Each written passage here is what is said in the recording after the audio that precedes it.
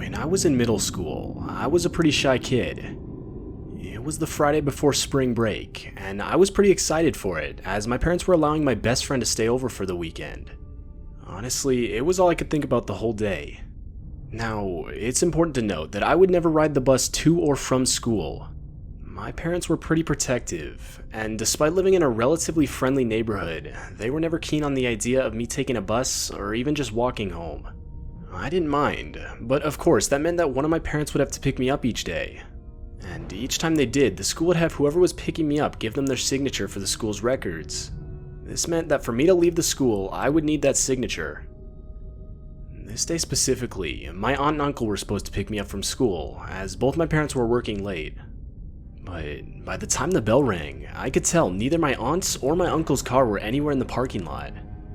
I waited for a good 45 minutes, slowly watching as the parking lot got less and less busy, by this point almost empty. I was the only one in the lobby at this point, and was starting to get nervous that they forgot to pick me up. I decided it was best to walk down to the office and inform someone of the situation. But as I did, I saw some random guy, I'd say maybe mid-40s with a duffel bag, walk in the building. I met eyes with him, but quickly looked back down at the floor, continuing towards the office. When I got there, I told this lady everything. She sat me down in her office. I gave her my aunt and uncle's phone number, and she tried calling them. But of course, they didn't answer. I then gave her my dad's phone number, and luckily he did answer. He informed the lady that either my aunt or uncle should have been there by now. He told her he would try calling them, as he couldn't get off work for a couple hours. By this point, it had been around an hour and a half since the school got out, and I of course was on edge. The whole situation was stressful, as I knew I was keeping this lady from going home, and I could tell she was losing her patience. I was literally the last kid in the building.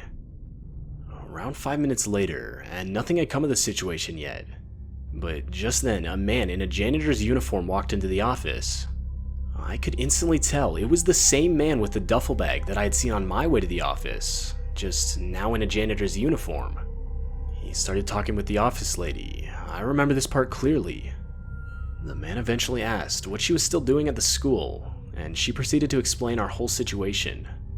The man then looked at me and told me he lived right next to my aunt and uncle's house, and that he was willing to give me a ride on his way back home. At that point, 2 red flags were going off in my head. Firstly, if I had just seen this guy entering the building only a few minutes ago, why would he already be leaving to go home?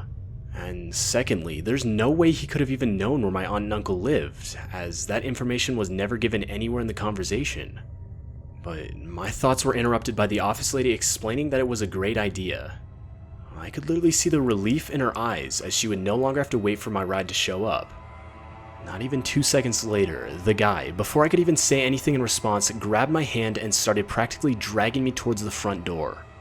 I expected the office lady to say something, but as I glanced back at her, I could tell she wasn't going to do anything.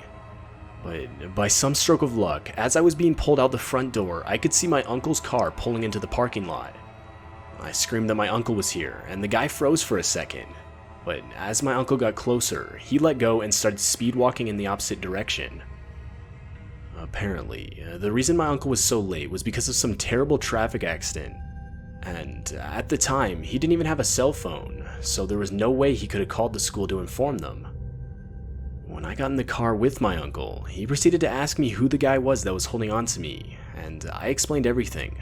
He of course was shocked, and quickly reported the situation to the school. I never saw either that lady or the janitor ever again, so I don't know if they were fired or what.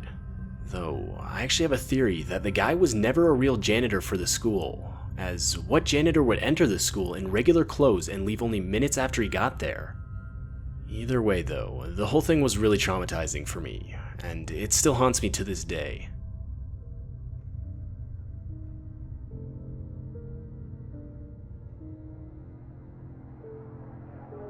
It was the last week of school. I was in middle school, and I remember you could feel the tension as everyone knew summer break was almost here. With that in mind, a lot of my friends and I were messing around, as realistically there was nothing to do the last week. Anyway, I remember toward the end of the day, I was in my last class, which was gym.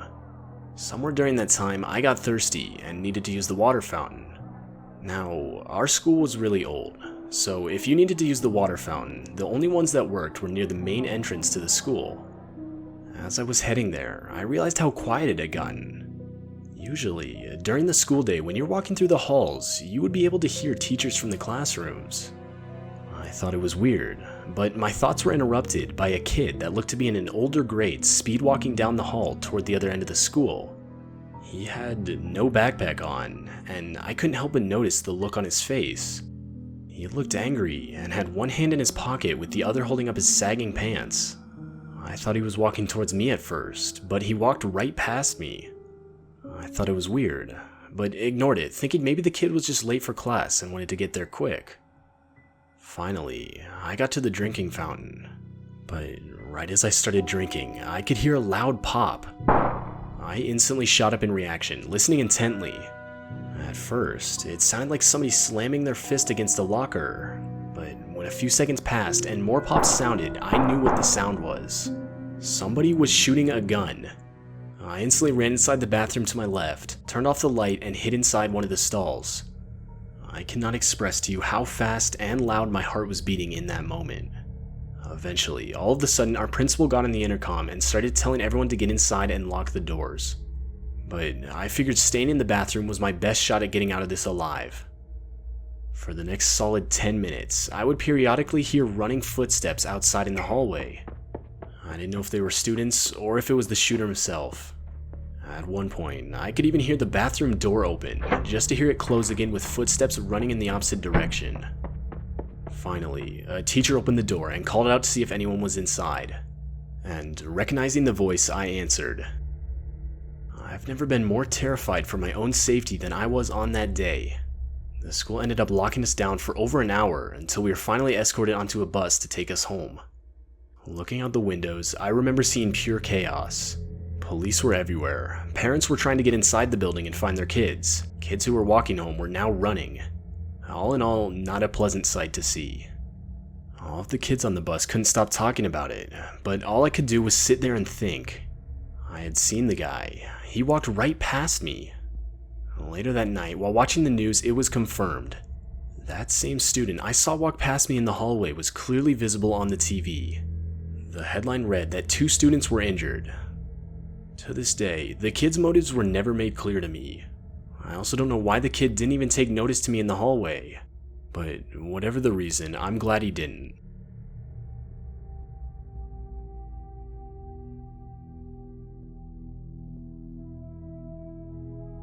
Back when I was in middle school, I was in band. I played the clarinet. I always wanted to play the saxophone, but my grandpa had a clarinet, so that's what I ended up playing. If I'm being honest, I wasn't good at all, and because of this, I had to take extra lessons after school just to keep up with everyone else. The band instructor was a middle-aged man named Mr. Hall. After a while, noticing I was falling behind, Mr. Hall himself started offering me extra lessons at his house. I don't know why, but for whatever reason, the idea of taking lessons at my middle school teacher's house made me uncomfortable, and I refused. He was pretty persistent though, and would offer at least once a week, to which each time I would again refuse. It was starting to get pretty disturbing, and I mean, especially as a middle school kid, you shouldn't have to continually tell your teacher no.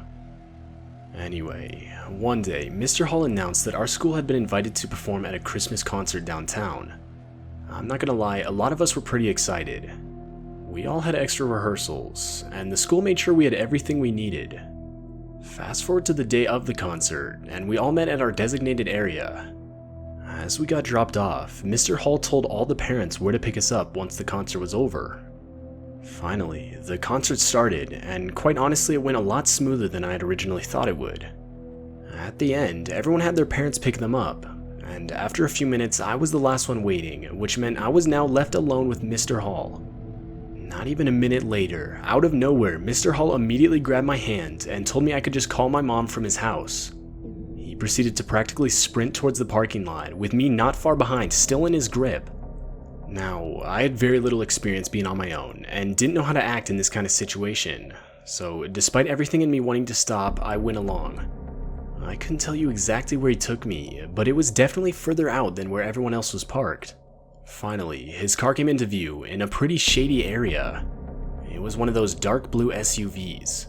Just then, I could hear my name being yelled from behind me. I turned to see my mom, panting and sprinting towards us. To my surprise, Mr. Hall's grip tightened on my wrist in reaction, and he even began to sprint faster. That's when my suspicion of something not being right was confirmed. I started to tug back, and finally Mr. Hall gave it up by letting me go and continuing towards his car. My mom finally caught up to me, but I still couldn't process what just happened. I'd never seen Mr. Hall act so aggressively before. My mom must have reported the whole situation, as I never saw Mr. Hall in school again. In fact, I've never heard anything about him since. Now that I'm older, I'm fully aware of the danger I was in, but I still don't like to think about what would have happened had I gotten into his car that night.